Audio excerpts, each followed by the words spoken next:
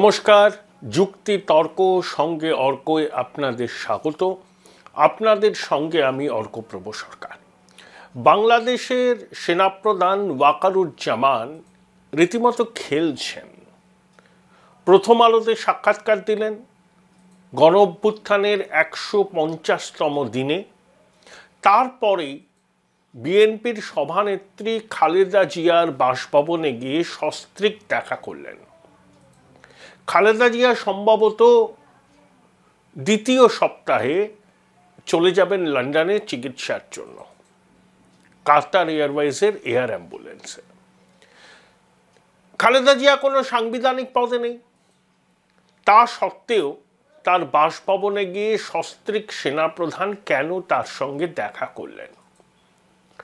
আসলে সেনাপ্রধান প্রথম আলোকে দেওয়া সাক্ষাৎকারে একটা জিনিস পরিষ্কার করে বুঝিয়ে দিয়েছেন, অন্তর্বর্তী সরকারের প্রাণ ভোমরা হচ্ছে সেনাবাহিনী এবং সেনাবাহিনী অন্তর্বর্তী সরকারের কাজকর্মকে পছন্দ করছে না। অভ্যুত্থানের ৫ মাস কেটে যাওয়ার পর বাংলাদেশের পরিস্থিতি উত্তর খারাপ হচ্ছে।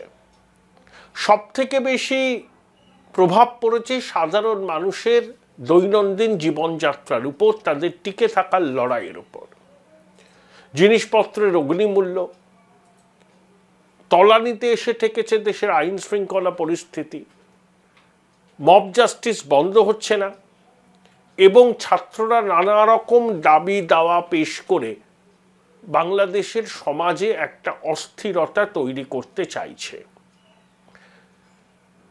আপনাদের মনে আছে নিশ্চয়ই যে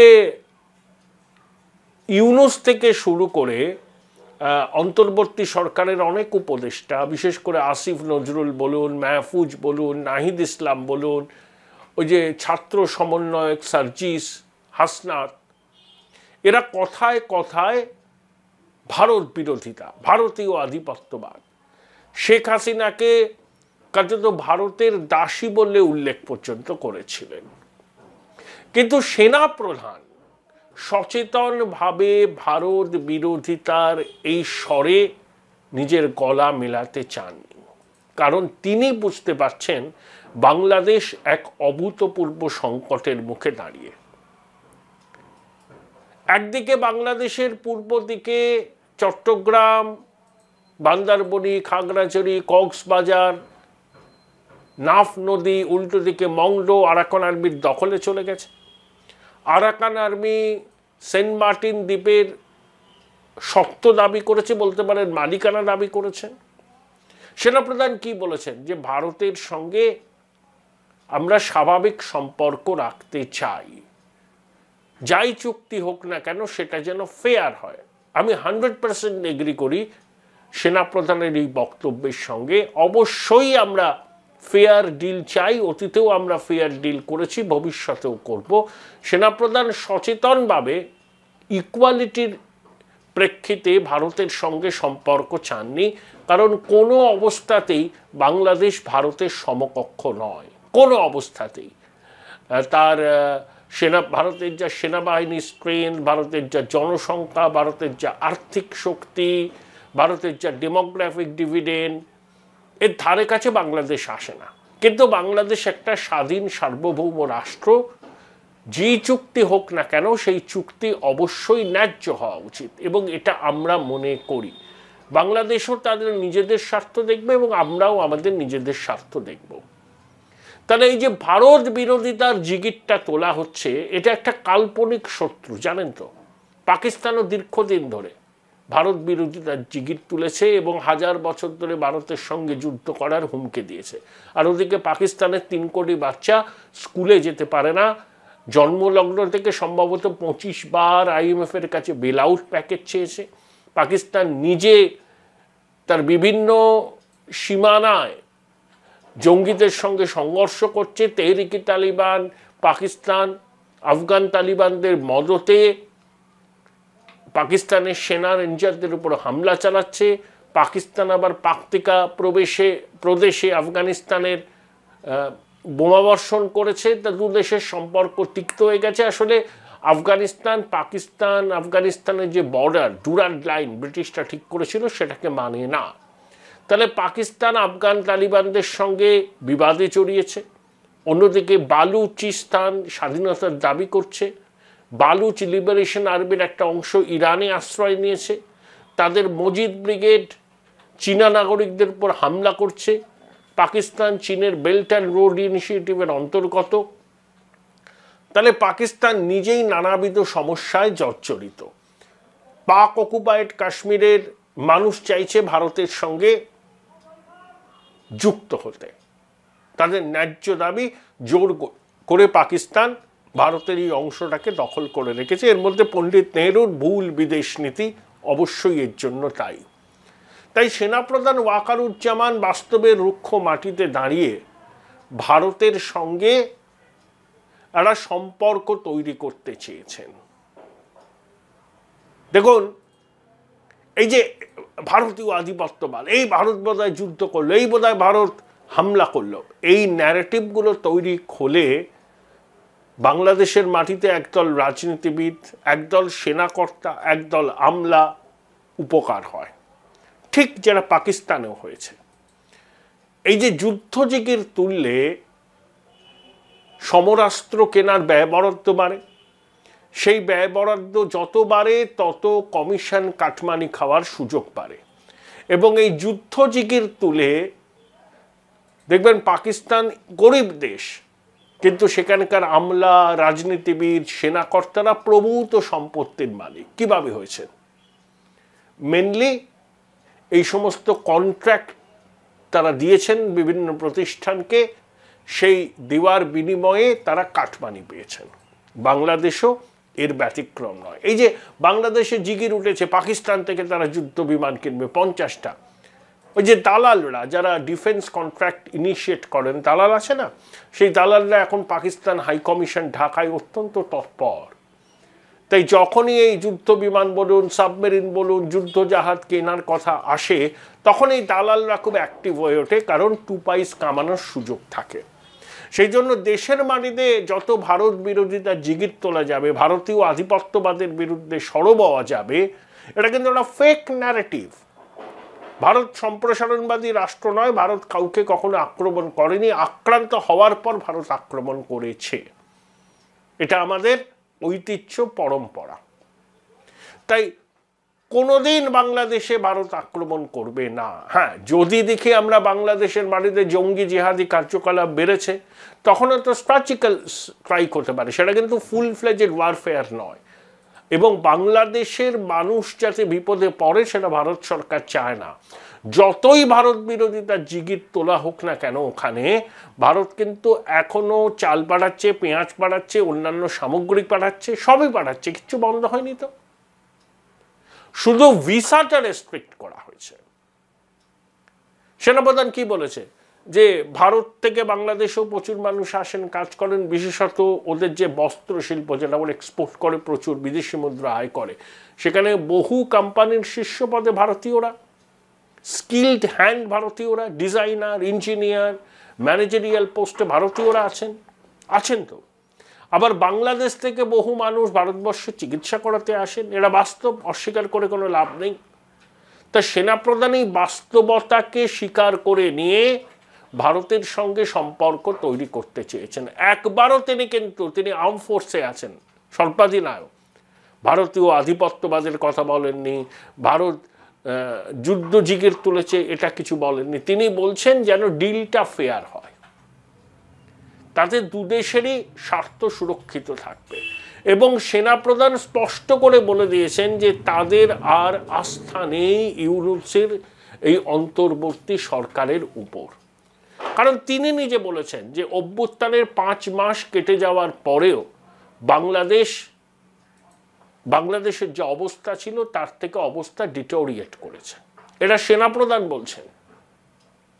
অর্থাৎ ইউনূসের উপর অনাস্থা। এবং সেনাপ্রধান বলেছেন যে আমরা রাজনীতিতে থাকবো না যতদিন আমি সেনাবাহিনীর শীর্ষ পদে আছি।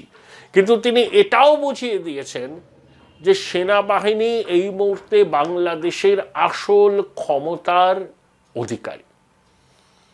শুধু ইউনূস যে একটা পুতুল মাত্র, সেটাও কিন্তু তিনি স্পষ্ট করে দিয়েছেন। Join Indian Institute of Hotel Management now.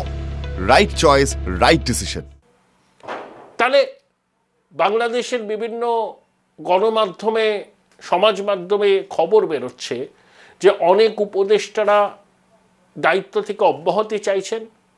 স্বয়ং ইউনূসও ফ্রাস্ট্রেটেড হয়ে গেছেন, কারণ তার একটা ধান্দা ছিল। সেই ধান্দাটা হচ্ছে সংস্কার সংস্কার সংস্কার সংস্কার করে, বিভিন্ন সংস্কার কমিশন তৈরি করে নির্বাচনটাকে যত দেরিতে করা যায় ততদিন উনি ক্ষমতা ভোগ করবেন।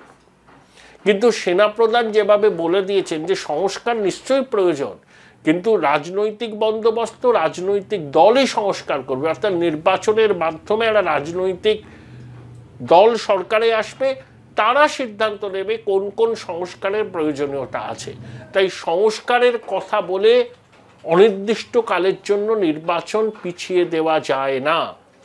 ইউনূস যখন জাতিসংঘের অধিবেশনে যোগ দিতে যুক্তরাষ্ট্রে গেছিলেন, ঠিক সেই সময় সেনাপ্রধান রয়টার্সকে দেওয়া সাক্ষাৎকারে বলেছিলেন সর্বোচ্চ 18 মাসের মধ্যে নির্বাচন করা উচিত। তা ইউনূসের এটা পছন্দ হয়নি, তিনি ক্ষুব্ধ হয়েছিলেন। সেনাপ্রধানকে ইউনূসের মনোভাব জানানো হয়েছিল, কিন্তু সেনাপ্রধান তার অবস্থান থেকে এক চুলো সরেননি, কারণ সেনাপ্রধান জানেন শুধু ইউনূসের বাংলাদেশে কোনো জনভিত্তি নেই, তার কিন্তু কোনো জনপ্রিয়তাও নেই। তিনি একটা রাজনৈতিক দল খোলার চেষ্টা করেছিলেন, সুবিধা না করতে পেরে সেই রাজনৈতিক দলটাকে ডিসব্যান্ডেল করে দেন। এবং শেখ হাসিনার উপর তার ব্যক্তিগত আক্রোশ ছিল, সেই ব্যক্তিগত আক্রোশ মেটানোর জন্যই কিন্তু তিনি এই গণ অভ্যুত্থানকে সব রকমভাবে সহায়তা করেছিলেন।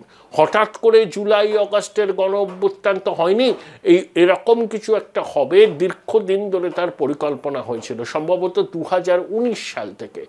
এবং ইউনূস তার পার্ট অ্যান্ড পার্সেল ছিলেন। তার বার্তাবাহক ছিলেন ওই হিজবুত তাহরিরের সদস্য মাহফুজ, যাকে ইউনূস ক্লিন্টন ফাউন্ডেশনের সভায় অভ্যুত্থানের মাস্টার মাইন্ড বলেছেন। শুধু ইউনূস কোটি কোটি টাকার মালিক, তিনি অনেক জায়গায় টাকা ছড়ান। অভ্যুত্থানকে সফল করতে ইউনূস টাকা দিয়েছিল। আচ্ছা, বাংলাদেশে কি ইউনূস ছাড়া কোনো ব্যক্তি নেই?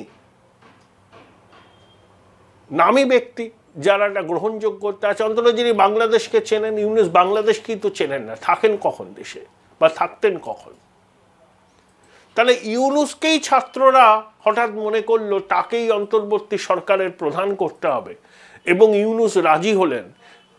ঢাকা বিমানবন্দরে নেমে বললেন ছাত্ররা বলেছে বলে আমি দায়িত্ব নিয়েছি, সংকটের সময় আমাকে কিন্তু 6 বছর সময় দিতে হবে। আপনারা যদি ইউনূসের পুরনো বক্তব্য দেখেন তাহলে আমি যা বলছি দেখবেন ঠিক সেই কথাই ইউনূস বলেছিলেন, 6 বছর তাকে সময় দিতে হবে। অর্থাৎ প্রথম থেকেই ইউনূস এই অভ্যুত্থানের বিষয়টা জানতেন, এবং অভ্যুত্থানকে সফল করতে হলে যা যা করণীয় তিনি আড়াল থেকে সবগুলোই করেছেন।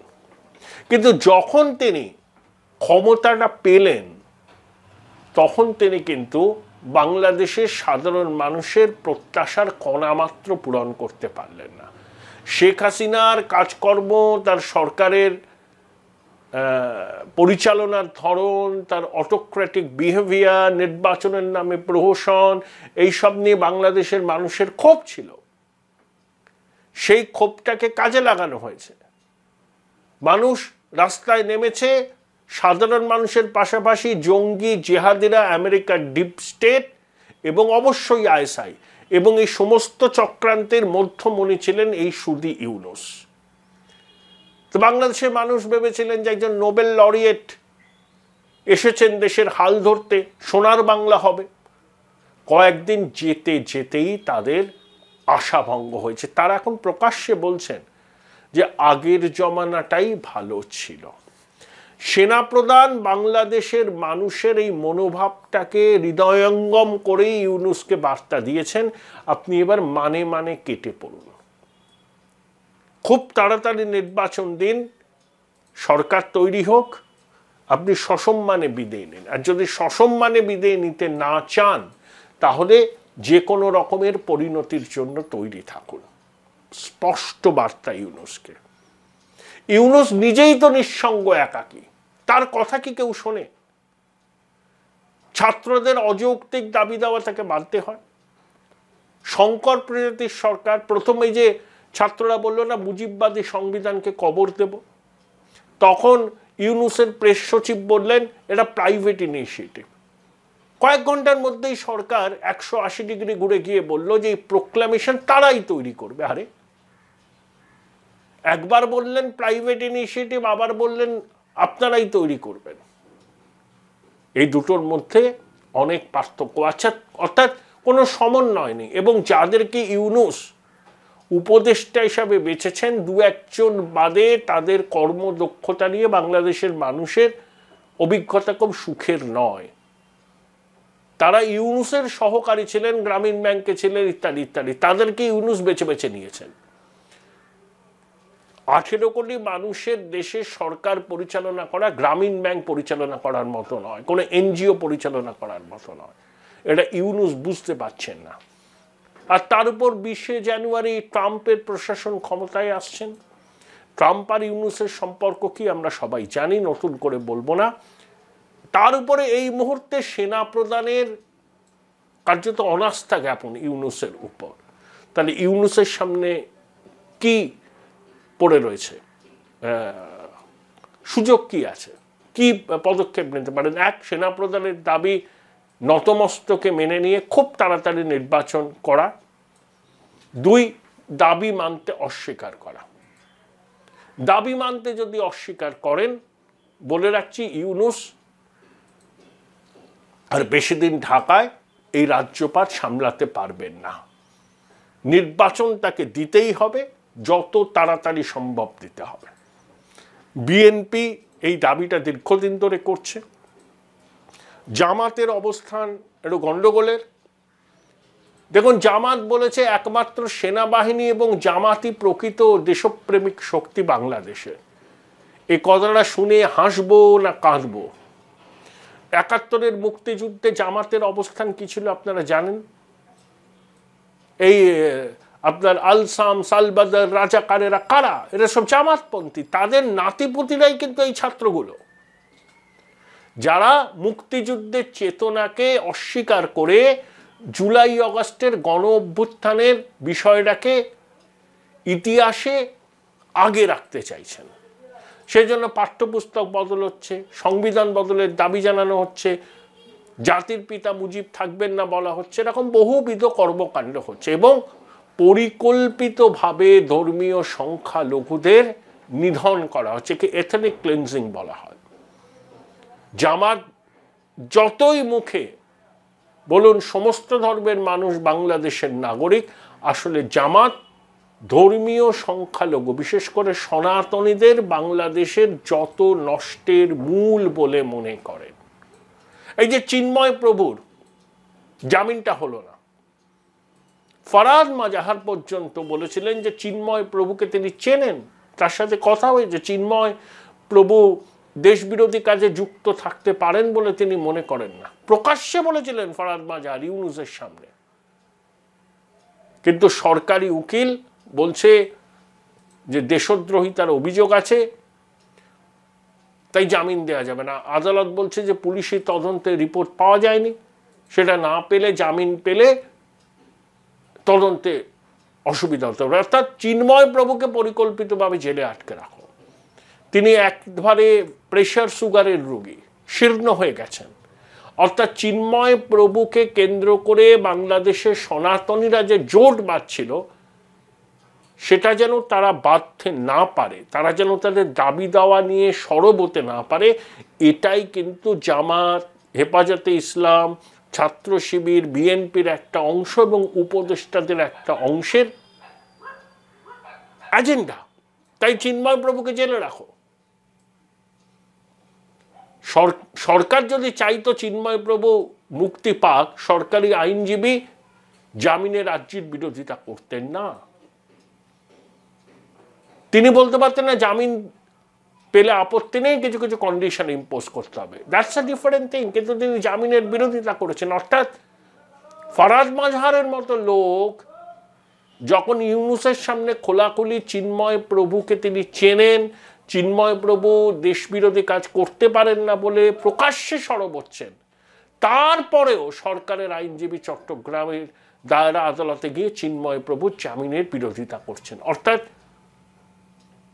এই সরকারের উপর সন্ত্রাসবাদী জঙ্গি জেহাদিদের কতটা প্রভাব এর থেকেই বোঝা যায়। আর ইউনূস হচ্ছেন ঠুটো জগন্নাথ। তিনি সংস্কারের কথা বলে যতদিন সম্ভব গদি আঁকড়ে থাকতে চাইছেন। সেই প্রেক্ষিতে সেনাপ্রধান কার্যত অনাস্থা জানিয়েছেন এই অন্তর্বর্তী সরকারের উপর, প্রধান উপদেষ্টার উপর। যদি লাজ লজ্জা কিছুটা অবশিষ্ট থাকে, সম্মান যদি কিছুটা অবশিষ্ট থাকে, শুধু ইউনূসের এই মুহূর্তে পদত্যাগপত্র দিয়ে প্যারিসে ফিরে যাওয়া উচিত। যদি তিনি সেটা না করেন তাহলে অনেক অপমান লাঞ্ছনার জন্য তাকে প্রস্তুত থাকতে হবে। সেনাপ্রধানের কথায় সেরকমই ইঙ্গিত মিলছে।